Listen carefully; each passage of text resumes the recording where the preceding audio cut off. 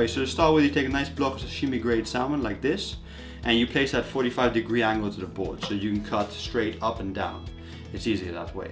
And you want to cut through a 90 degrees through these fat lines here, which is the grain of the salmon. If you cut across them like so, then you get a very tender piece of sashimi. If you cut with it, then it's very tough to eat because you haven't cut through the muscle fibers properly.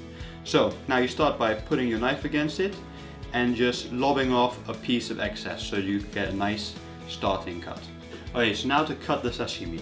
You rest the palm of your fingers against the salmon flesh, and then you start the cutting by the heel of the knife and proceeding all the way across the length of the knife to the tip in a single smooth dragging motion.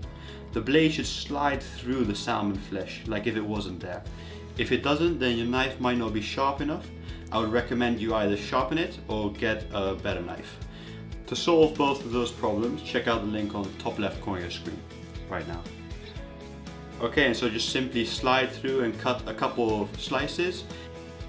It's always better to have more sashimi than less sashimi, so just keep cutting until you don't have any salmon left.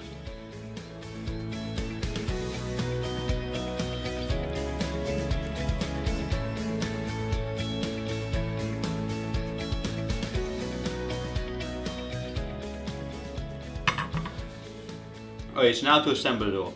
To start off, you take some fresh wasabi and you just grate it on a shark skin paddle board like this.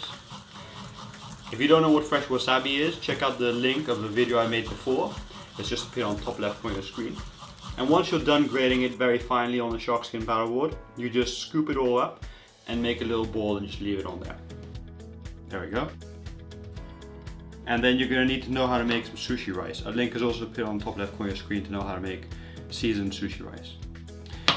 Now, just wet your hands slightly in some water so the sushi rice doesn't stick to it as much.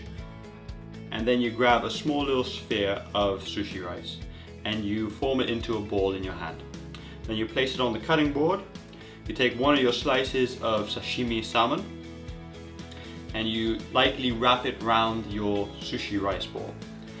Then press on the inside with your thumb.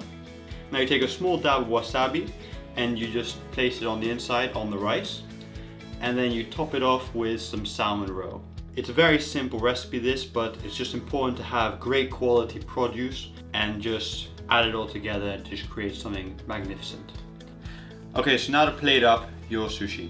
Take some cucumber slices and spread them out thinly and evenly across a cutting board with even spaces, and then you slice off both sides of the cucumber slices with a knife, just like so.